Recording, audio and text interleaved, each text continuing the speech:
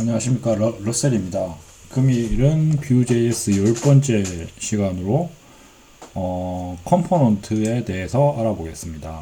그러면 컴포넌트에 대해서 한번 읽어볼까요? 컴포넌트가 무엇인가요? 컴포넌트는 Vue의 가장 강력한 기능 중 하나입니다. 그렇죠. 네, 컴포넌트 강력하죠. 기본 HTML 엘리먼트를 확장하여 재사용 가능한 코드를 캡슐화하는 데 도움이 됩니다. 상위 수준에서 컴포넌트는 뷰의 컴파일러에 의해 동작이 추가된 사용자 지정 엘리먼트입니다. 경우에 따라 특별한 이즈 속성으로 확장된 원시 HTML 엘리먼트로 나타낼 수도 있습니다. 뷰 컴포넌트는 뷰 인스턴스이기도 합니다. 그러므로 모든 옵션 객체를 사용할 수 있습니다. 그리고 같은 라이프 사이클 훅을 사용할 수 있습니다. 컴포넌트 사용하기, 전역 등록. 이전 섹션에서 다음을 사용하여 새 뷰 인스턴스를 만들 수 있음을 알게 되었습니다. 이런 식으로 했죠. 전역 컴포넌트를 등록하려면 view.component 태그 네임 옵션스를 사용합니다. 이런 식으로 사용합니다. 그 다음에 뷰는 사용자 지정 태그 이름에 대해 W3C 규칙을 적용하지 않습니다. 모두 소문자여야 하고 하이픈을 포함해야 합니다. 그러나 이 규칙을 따르는 것이 좋습니다. 일단 모든 소문자이고 이렇게 하이픈을 사용한다고 하네요. 일단 등록되면 컴포넌트는 인스턴스의 템플릿에서 커스텀 엘리먼트 my component 슬러시 my component로 사용할 수 있습니다. 루트 뷰 인스턴스를 인스톨하기 전에 컴포넌트가 등록되어 있는지 확인하십시오. 전체 예제는 다음과 같습니다. 예제인데 한번 해볼까요? 예제를 오늘 10번째 시간이니까 EXEMP 10.1을 할게요. 그리고 이거는 좀 복사를 좀 할게요. 어차피 뭐 같으니까요. 복사를 하고 그리고 스크립트 깔 때는 DIV가 뺀다고 합니다. 10으로 하고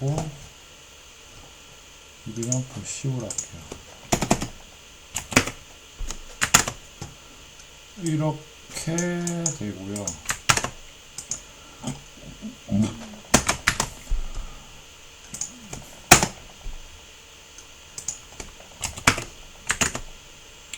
그 다음에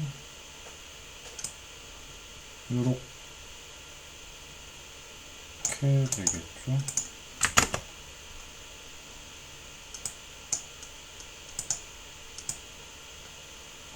다 빼고 이런 식으로 이그젠플 샵 이그젠플 10 그리고 템플릿은 여기다가 여기에 이게 들어가겠죠. 그러면 이렇게 하고 이건 뷰에 컴포넌트 등록하는 거라고 했고 템플릿은 이렇게 사용자적인 컴포넌트 등록입니다. 그럼 여기에 그게 들어가겠죠. 그러면 이거를 실행시켜 보겠습니다. 이게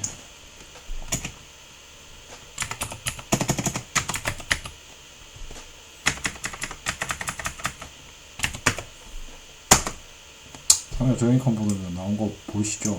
예, 이렇게 됩니다.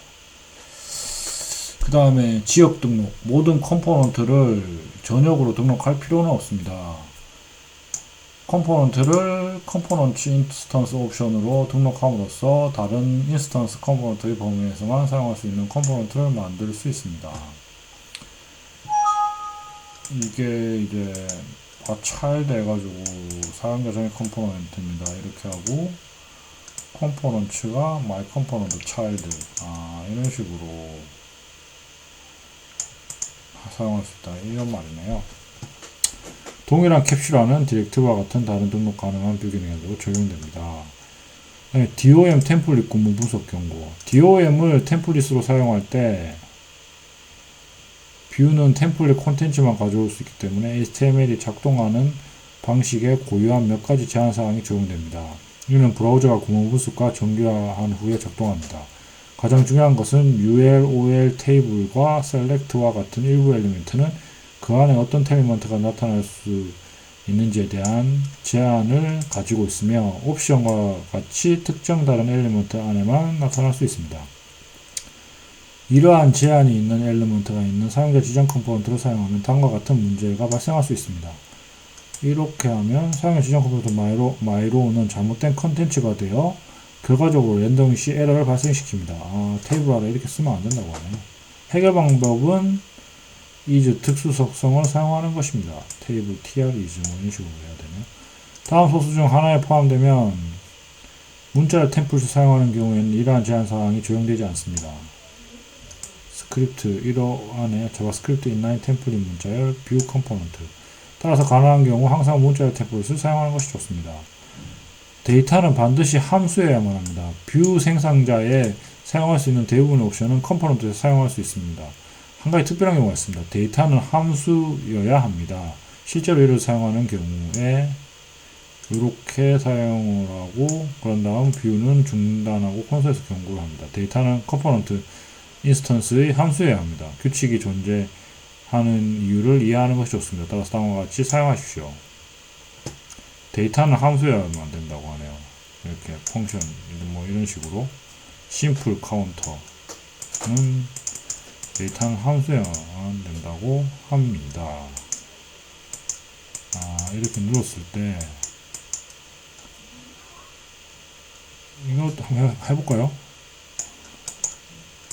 데이터는 함수여야 된다고 하는데 이렇게 되고 이렇게 되고 이렇게 3개 나오겠네요. 얘는 이제 데이터는 카운터의 0이고 여기까지 나옵니다.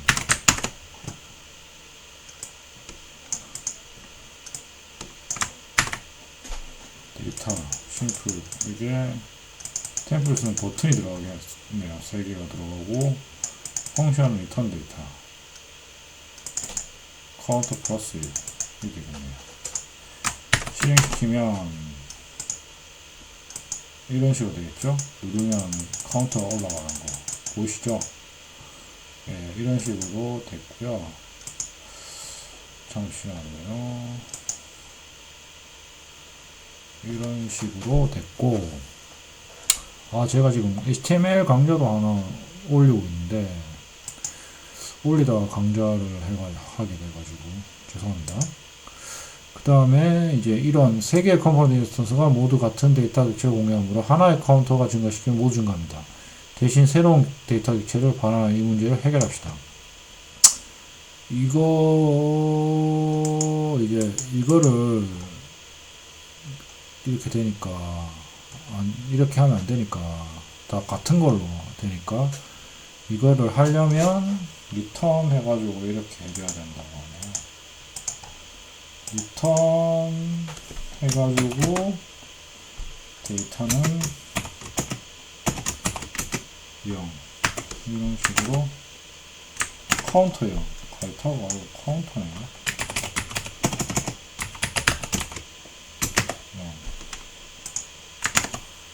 이런 식으로 데이터가 펑션에 리턴에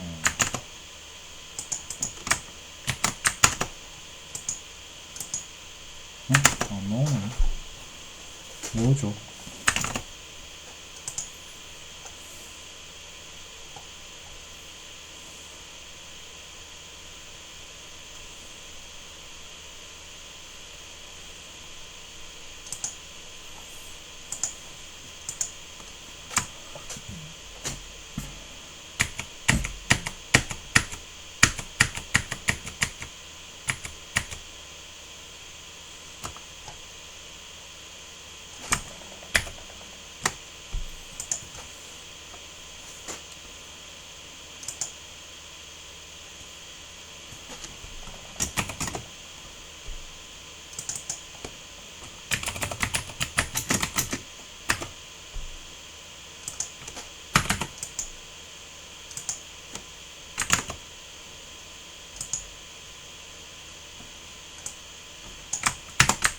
왜 안 되죠?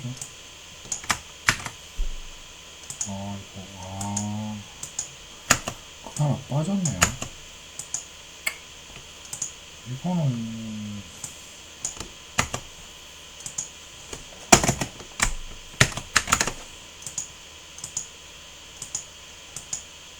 이렇게 되네요. 보이시죠? 그리고 컴포넌트의 작성. 컴포넌트는 부모 자식 관계에서 가장 일반적으로 함께 사용하기 위한 것입니다. 컴포넌트 A는 자체 템플릿에서 컴포넌트 B를 사용할 수 있습니다.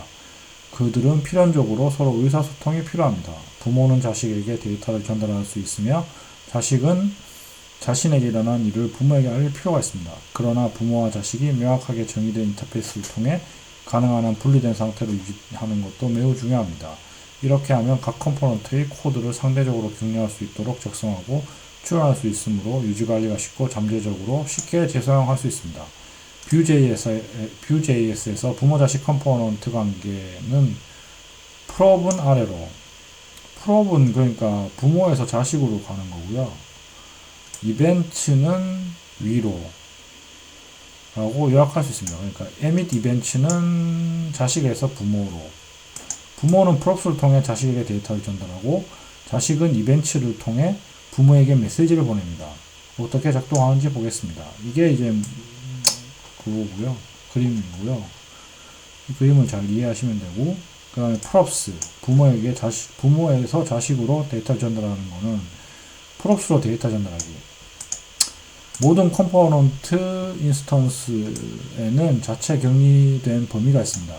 즉, 하위 컴포넌트의 템플릿에서 상위 데이터를 직접 참조할 수 없으며 그렇게 해서는 안 됩니다. 데이터는 props 옵션을 사용하여 하위 컴포넌트로 전달될 수 있습니다. props는 상위 컴포넌트의 정보를 전달하기 위한 사용자 지정 특성입니다. 하위 컴포넌트는 props 옵션을 사용하여 수신할 것으로 기대되는 props를 명시적으로 선언해야 합니다. view 컴포넌트 child 해서 props 메시지, template, spam 메시지, spam 뭐 이런 식으로 할 수 있다고 하네요. 그런 다음 일반 문자를 다음과 같이 전달할 수 있습니다. child의 메시지 안녕하세요 child 뭐 이런 식으로 할 수 있다고 하네요.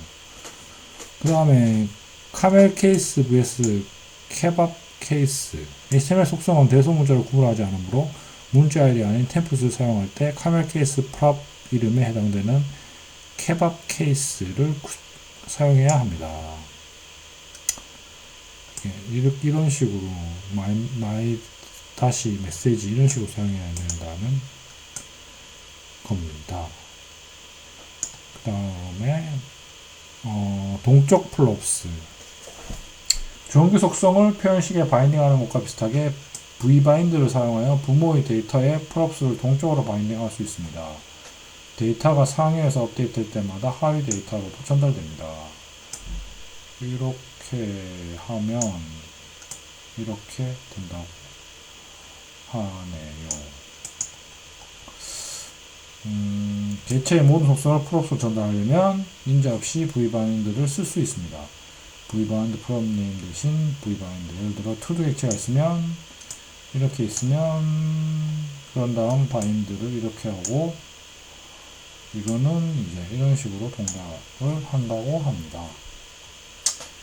리터럴 vs 동적. 초보자가 흔히 범하는 실수는 리터럴 부문을 사용하여 숫자를 전달하려고 시도하는 겁니다. 이런 식으로. 그러나 이것은 리터럴 프롭이기 때문에 그 값은 실제 숫자가 아닌 일반 문자의 1로 전달됩니다. 실제 자바스크립트 숫자를 전달하려면 값이 자바스크립트 표현식으로 평가되도록 vbind를 사용해야 합니다. 그 다음에 단방향 데이터는 모든 props는 하위 속성과 상위 속성 사이의 단방향 바인딩을 형성합니다. 상위 속성이 업데이트되면 하위로 흐르게 되지만 그 반대는 안됩니다. 이렇게 하면 하위 컴포넌트가 실수로 부모의 상태를 변경하여 AWS 데이터 흐름을 추론하기 더 어렵게 만드는 것을 방지할 수 있습니다. 일반적으로 프롭을 변경하고 싶은 유혹을 불러일으킬 수 있는 두 가지 경우가 있습니다. 이 프롭은 초기 값을 전달하는 데에만 사용되며 하위 컴포넌트는 이후에 이를 로컬 데이터 속성으로 사용하기만 합니다. 프롭은 변경되어야 할 원시 값으로 전달됩니다. 이러한 사용 사례에 대한 적절한 대답은 다음과 같습니다. 프롭의 초기 값을 초기 값으로 사용하는 로컬 데이터 속성을 정의하십시오. 이렇게 정의하고요. 프롭 값으로부터 계산된 속성을 정의합니다. 뭐 이런 식으로 한다고 하네요. 자바스크립트의 객체와 배열은 참조로 전달하거나 참조로 전달되므로 프롭가 배열이나 객체인 경우 하위 객체 또는 배열 자체를 분모 상태로 변경하면 분모 상태에 영향을 줍니다. 프롭 검증 컴포넌트가 받는 중인 프롭에 대한 요구사항을 지정할 수 있습니다. 요구사항이 충족되지 않으면 뷰에서 경고를 내보냅니다. 이 기능은 다른 사용자가 사용할 컴포넌트를 제작할 때 특히 유용합니다. 프롭스를 문자열별로 정의하는 대신 유효성 검사 요구사항이 있는 객체를 사용할 수 있습니다. 프롭스 A는 넘버고 B는 스트링 넘버고 C는 타입 스트링 required true다. 이렇게 하고 숫자며 기본값을 가지고 그 다음에 이거는 객체고 기본값은 팩토리 함수에서 반환되어야 되고 그 다음에 이거는 사용자 정의 유효성 검사를 한다는 겁니다. 타입은 다음 네이티브 생성 중 하나를 사용할 수 있습니다. string, number, boolean, function, object, array, symbol. 또한 타입은 커스텀 생성자 함수가 될 수 있고 assertion은 instance of check로 만들어질 것입니다. 프롭스 검증이 실패하면 뷰는 콘솔에서 경고를 출력합니다. 플롭스는 컴포넌트 인스턴스가 생성 이전에 검증되기 때문에 디폴트 또는 발리데이터 함수 내에서 데이터 컴퓨티 또는 메소드 같은 인스턴스 속성을 사용할 수 없습니다. 프롭스가 아닌 속성 프롭스가 아닌 속성은 컴포넌트로 전달되지만 해당 프롭스는 정의되지 않은 속성입니다. 명시적으로 정의된 프롭스는 하위 컴포넌트에 정보를 전달하는 데 사용하지만 컴포넌트 라이브러리를 만드는 경우 컴포넌트가 사용될 수 있는 사항을 항상 예측할 수는 없습니다. 이것이 컴포넌트가 컴포넌트의 루트 요소에 추가되는 임의 속성을 허용해야 하는 이유입니다. 예를 들어 우리가 인풋에 데이터 3D 데이트 페이커라는 속성을 요구하는 부트스트랩 플러그인으로 서드 파티 BS 데이트 인풋 컴포넌트를 사용하고 있다고 상상해 보세요. 이 속성을 컴포넌트 인스턴스에 추가할 수 있습니다. 그리고 이거 투루 속성은 BS 데이터 인풋 루트 엘리먼트에 자동으로 추가될 것입니다. 존재하는 속성 교체 병합 이 파일이 BS 데이터 인풋의 템플릿으로 가정합시다. 그 다음에 이렇게 되고 데이터 픽업 플러그인 테마를 추가하면 다음과 같이 특정 클래스를 추가해야 할 수도 있습니다. 이렇게 이 경우 클래스에 대한 두 개에서 다른 값이 정의됩니다. 템플릿 컴포넌트에 의해 설정된 폼 컨트롤 데이터 픽업 테마 다크는 부모에 의해 컴포넌트로 전달됩니다. 대부분의 속성의 경우 컴포넌트에 제공된 값은 컴포넌트에서 설정된 값을 대체합니다. 예를 들어서 타입 라지가 전달되면 타입 데이터를 대체할 것이고 아마도 망가뜨릴 것입니다. 다행스럽게도 클래스와 스타일 속성은 똑같기 때문에 두 값이 합쳐져서 최종값인 폼 컨트롤 데이트 피커 테마 다크를 만듭니다. 우리는 부모가 프롭을 사용하여 자신의 데이터를 전달할 수 있다는 것을 알지만 문제가 발생했을 때 어떻게 부모에게 다시 알릴까요? 바로 뷰의 사용자 정의 이벤트 시스템이 들어오는 곳입니다. V1을 이용한 사용자 적용 이벤트. 모든 뷰 이벤트는 다음과 같은 이벤트 인터페이스를 구현합니다. on을 사용하여 이벤트를 감지하십시오. 이 emit를 사용하여 이벤트를 트리거하십시오. 뷰 이벤트 시스템은 브라우저의 이벤트 타겟 API와 별개입니다. 비슷하게 작동하지만 on과 emit는 add event listener와 dispatch 이벤트의 별칭이 아닙니다. 또한 부모 컴포넌트는 자신 컴포넌트가 사용되는 템플릿에서 직접 v1을 사용하여 자식 컴포넌트에 보내진 이벤트를 청취할 수 있습니다. on은 자식에서 호출한 이벤트는 감지하지 않습니다. v1을 템플릿에 반드시 지정해야 합니다. v1을 반드시 지정해야 한다고 하네요. 이거를 한번 이거는 뭐 그냥 한번 따라해 보시면 될 것 같고요. 이 예제에서 하위 컴포넌트가 외부에서 발생하는 것과 완전히 분리된다는 점에 유의해야 합니다. 부모 컴포넌트가 신경 쓸 수 있는 경우를 대비하여 자체 활동에 대한 정보를 보고하는 것 뿐입니다. 컴포넌트의 네이티브 이벤트 바인딩 컴포넌트의 루트 엘리먼트에서 네이티브 이벤트를 수신하려는 경우가 있을 수 있습니다. 이런 경우 v1의 .native 수식자를 사용할 수 있습니다. 이렇게 네이티브를 쓸 수 있다고 하네요. 싱크 수식어 일부 경우에 속성의 양방향 바인딩을 표현할 수 있습니다. 싱크 수는 동일합니다. V1 버전은 자식 컴포넌트가 .싱크를 가지는 속성을 변경하면 가부의 변경이 부모에 반영됩니다. 편리하지만 담배한 데이터 흐름이 아니기 때문에 장기적으로 유지 보수에 문제가 생깁니다. 해 속성을 변경하는 코드는 부모의 상태에 영향을 미칩니다. 이 때문에 .싱크는 2.0 버전에 삭제되었습니다. 그러나 재사용 가능한 컴포넌트를 만들 때 이용할 수 있다는 점을 알게 되었습니다.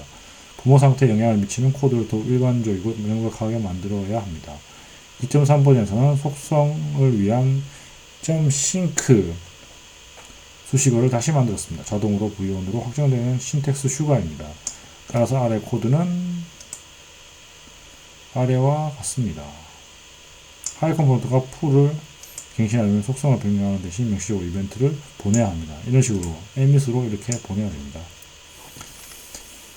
사용자 정의 이벤트를 사용하여 폼 입력 컴포넌트 만들기. 사용자 정의 이벤트는 V모델에서 작동하는 사용자 정의 입력을 만드는 데도 사용할 수 있습니다. 기억하세요. 이 문장은 1억 문장과 같다고 합니다. 컴포넌트와 함께 사용하면 다음과 같이 간단해집니다. 이런 식으로 쓸 수 있습니다. 이런 식으로 쓸 수 있다고 하네요. 이런 식으로 해서 이렇게 하고 이렇게 직접 한번 해보시면 될 것 같고요.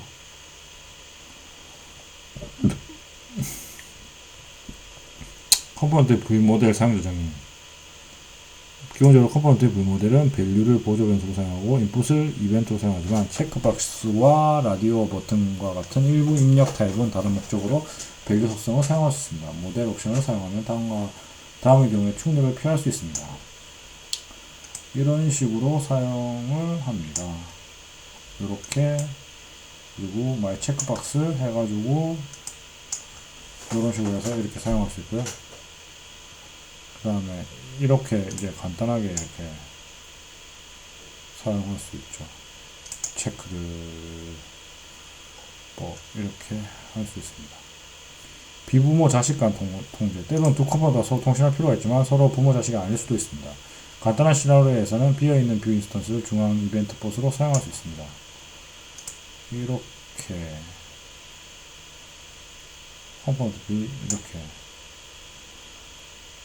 슬롯을 이용한 컨텐츠 배포. 컴포넌트 사용할 때 다음과 같은 컴포넌트를 구성하는 것이 좋습니다.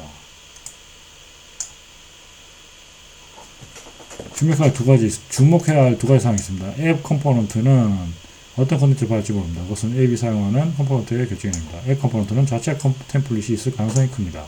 위 구성을 작동하도록 하려면 부모 컨텐츠와 컴포넌트 자체 템플릿을 섞는 방법이 필요합니다. 이것은 콘텐츠 배포 프로세스입니다. Vue.js는 현재 웹 컴포넌트 사용 초안을 모델로 한 콘텐츠 배포 API를 구현하며 원본 콘텐츠 배포판 역할을 하기 위해 특수한 슬롯 엘리먼트를 사용합니다. 범위 컴파일. API를 파헤치기 전에 먼저 내용이 컴파일되는 범위를 명확히 해야 합니다. 다음과 같은 템플릿이 있다고 상상해 보겠습니다. 차일드 컴포넌트 메시지.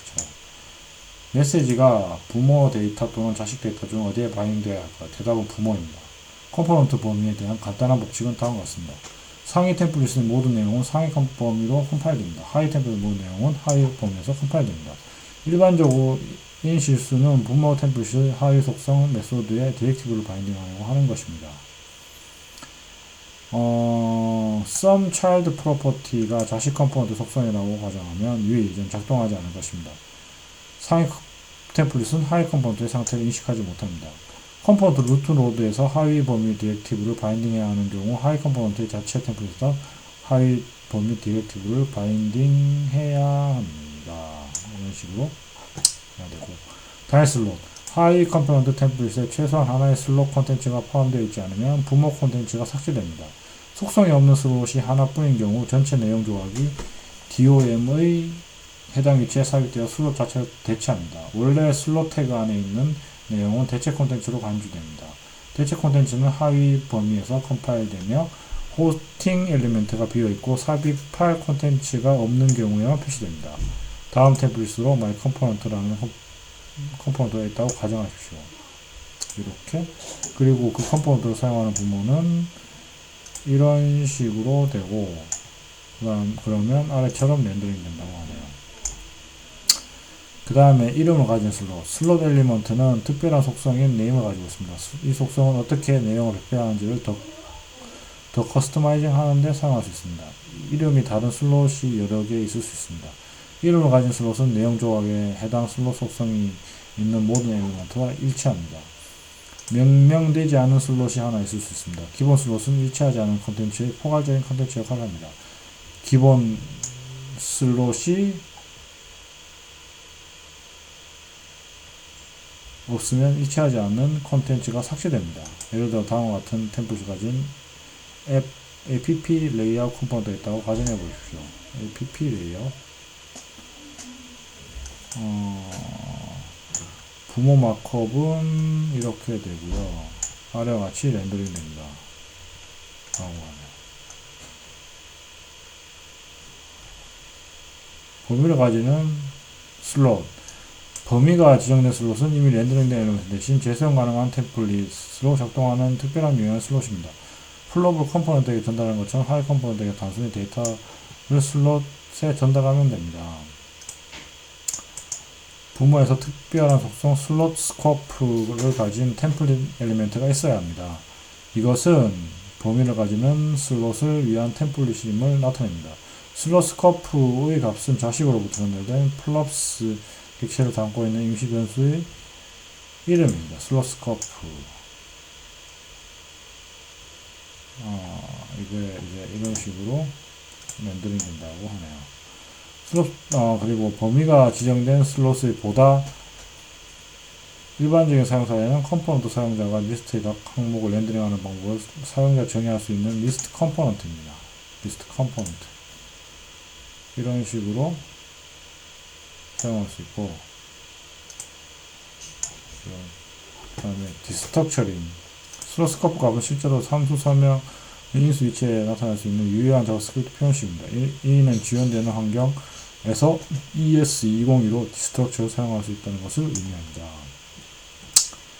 동적 컴포넌트 같은 마운트 포인트를 사용하고 예약된 컴포넌트 엘리먼트를 사용하여 여러 컴포넌트 간에 동적으로 트랜지션되고 이즈 속성에 동적으로 바인딩 할 수 있습니다.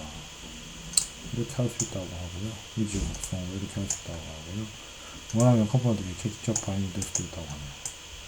이런 식으로 keep alive 트랜지션된 컴포넌트를 메모리에 유지하여 상태를 보존하거나 다시 렌더링하지 않도록 하려면 동적 컴포넌트를 keep alive 엘리먼트에 랩핑할 수 있습니다. keep alive가 있고, 재사용 가능한 컴포넌트 자극 컴포넌트를 작성할 때 나중에 다른 곳에서 다시 사용할 것인지에 대한 여부를 명심하는 것이 좋습니다.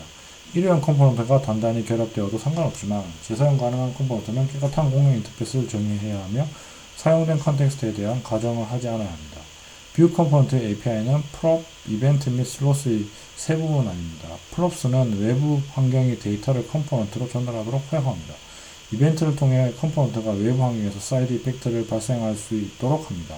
슬롯을 사용하면 외부 환경에서 추가 컨텐츠가 포함된 컴포넌트를 작성할 수 있습니다. vbind와 v1을 위한 전용 약어문을 사용하여 의도를 명확하고 간결하게 템플릿에 전달할 수 있습니다. 의도를 간결하게, 명확하고 간결하게 템플릿에 전달할 수 있다고요. 자식 컴포넌트의 참조 플롭스나 이벤트가 있음에도 불구하고 때때로 자바스크립트로 하위 컴포넌트에 직접 액세스해야 할 수도 있습니다. 이를 위해 REF를 사용하여 참조 컴포넌트 아이디를 자식 컴포넌트에 할당해야 합니다. 이런 식으로 할당을 하는 거네요. REF로 REF가 v4와 함께 사용할 때 얻을 수 있는 REF는 데이터 소스를 밀러링하는 자식 컴포넌트를 포함하는 배열이 될 것입니다. REF는 컴포넌트가 렌더링 후에만 채워지며 반응적이지 않습니다. 그것은 직접 자식 조작을 위한 이스케이프 해치를 의미합니다. 템플릿이나 계산된 속성에서 REF를 사용하지 말아야 합니다. 비동기 컴포넌트 대규모 응용 프로그램에서는 응용 프로그램을 더 작은 도로 나누고 실제로 필요할 때만 서버에서 컴포넌트를 로드할 수도 있습니다. 뷰를 사용하면 컴포넌트 정의를 비동기식으로 해결하는 팩토리 함수로 컴포넌트를 정의할 수 있습니다. 뷰는 컴포넌트가 실제로 렌더링 되어야 할 때만 팩토리 기능을 트리거하고 이후의 리렌더링을 위해 결과를 캐시합니다. 이런 식으로 할 수 있어요. 타임아웃 해가지고 이런 식으로 할 수 있네요. 팩토리 함수는 리졸브 콜백을 받습니다. 이 콜백은 서버에서 컴포넌트 정의를 가져왔을 때 호출되어야 합니다. 또한 리젝트를 호출하여 로드가 실패했음을 알릴 수 있습니다. 여기서 set timeout은 데모용입니다. 컴포넌트를 검색하는 방법은 전적으로 기하에 달려 있습니다. 권장되는 접근법 중 하나는 웹팩을 코드 분할 기능과 함께 비동기 컴포넌트를 사용하는 것입니다. 뭐 이런 식으로 사용한다고 하네요. 팩토리 함수에서 프로미스를 반환할 수도 있습니다. 그래서 웹팩2-es2015 구성문을 사용하면 다음과 같이 할 수 있다고 하네요. 지역 등록을 사용하는 경우 프로미스를 반환하는 함수를 제공할 수 있습니다. 이런 식으로 사용할 수 있고요. 비동기 컴포넌트를 사용하려면 브라우저 파이 사용자인 경우 작성자는 불행히도 비동기 로드가 브라우저 파이에서 지원하지 않는 것이라고 분명하게 주장합니다. 적어도 공식적으로 브라우저 파이 커뮤니티는 기존 및 복잡한 응용 프로그램에 도움이 될 수 있는 몇 가지 해결 방법을 발견했습니다. 다른 모든 시나리오의 경우 기본 제공되는 비동기식 지원을 위해 웹팩을 사용하는 것이 좋습니다. 고급 비동기 컴포넌트 2.3 버전부터 비동기 컴포넌트 팩토리는 다음과 같은 형태의 객체를 반환할 수 있습니다. 뭐 이런 식으로 반환할 수 있다고 하네요. 뷰 라우터에서 라우트 컴포넌트를 사용하는 경우 라우터 내비게이션이 발생하기 전에 비동기 컴포넌트가 먼저 작동하기 때문에 이러한 특성은 무시됩니다. 라우트 컴포넌트에서 유형 문법을 사용하면 뷰 라우트 2.4.0 이상을 사용해야 합니다. 컴포넌트 이름 규약 컴포넌트를 등록할 때 케벡 케이스, 카멜 케이스 또는 파스칼 케이스를 사용할 수 있습니다. 뭐 이런 식으로 사용할 수 있다고 하네요. HTML 템플릿 내에서 케벡 케이스와 동등한 것을 사용해야 합니다. HTML 템플릿 내에서 이런 식으로 사용해야 되고, 그러나 문자열 템플릿을 사용할 때 HTML의 대문자를 구분하지 않습니다. 즉 템플릿에서도 케벡 케이스, 파스칼 케이스 또는 케벡 케이스를 사용하여 컴포넌트와 프롭을 참조할 수 있습니다. 케벡 케이스, 카멜 케이스를 사용하여 컴포넌트가 정의된 경우 카멜 케이스 또는 케벡 케이스, 파스칼 케이스를 사용하여 컴포넌트가 정의된 경우 케벡 케이스, 카멜 케이스와 파스칼 케이스 뭐 이런 식으로 컴포넌트 사용할 수 있다고 하네요. 이런 식으로 사용할 수 있다. 이것은 파스칼 케이스가 가장 보편적인 선언적 컨벤션임을 의미하며 케벡 케이스는 가장 보편적으로 사용되는 컨벤션입니다. 케벡 케이스 다시 있는 거 이거 가장 보편적이죠. 컴포넌트가 슬롯 엘리멘트를 통해 내용을 전달받지 못하면 이름 뒤에 슬러시를 사용하여 자체적으로 닫을 수도 있습니다. 다시 말하지만 이것은 자기 닫는 사용자 정의 엘리멘트가 유효한 HTML이 아니므로 문자열 템플릿에서만 작동하며 브라우저의 기본 파스는 이를 이해하지 못합니다. 제2 컴포넌트는 자신의 컴포넌트 템플릿에서 제기적으로 호출할 수 있습니다. 그러나 그들은 네임 옵션으로만 가능합니다. 네임 옵션으로만 가능하고 뷰 컴포넌트를 사용하여 컴포넌트를 전역적으로 등록하면 글로벌 아이디가 컴포넌트의 네임 옵션으로 자동 설정됩니다. 주의하지 않으면 제기적 컴포넌트로 인해 무한 루프가 발생할 수도 있습니다. 그리고 컴포넌트 사이의 순환 참조 파인더나 파일 탐색기와 같이 파일 디렉토리 트리를 작성하는 과정을 해보겠습니다. 이 템플을 가지고 트리 폴더 컴포넌트를 가질 수 있습니다. 이렇게 할 수 있고 그런 다음에 템플릿이 있는 트리 폴더 컨텐트 컴포넌트 이렇게 되고요. 자세히 살펴보면 이 컴포넌트가 실제로 렌더링 트리에서 서로의 자식 및 조상인 패러독스라는 것을 알 수 있습니다. 뷰 컴포넌트를 이용해 전역으로 컴포넌트 등록할 때 이 패러독스는 자동으로 해결됩니다. 그런 경우에 처해 있으면 한번 읽어보세요. 그러나 모듈 시스템을 사용하여 컴포넌트를 필요로 하거나 가져오는 경우 웹팩 또는 브라우저 파일을 통해 오류가 발생합니다. 설명을 위해 두 개의 컴포넌트 A, B가 있다고 합시다. 모듈 시스템은 우선 A가 필요하다고 합니다. 하지만 첫 번째는 B를 필요로 하고 B는 A를 필요로 합니다. 첫 번째의 의존성을 해결하지 않고서는 무한루프에 빠져버립니다. 이를 해결하려면 모듈 시스템에 A는 B를 필요로 하나 B를 먼저 해결할 필요가 없습니다 라고 말할 수 있는 지점을 제공해야 됩니다. 여기에서 3폴더 컴포넌트를 기준으로 삼겠습니다. 패러독스를 만드는 자식은 3폴더 컨텐츠 컴포넌트이므로 before create lifecycle hook 시점까지 기다렸다가 해당 컴포넌트를 등록합니다. 뭐 이런 식으로 사용하고요.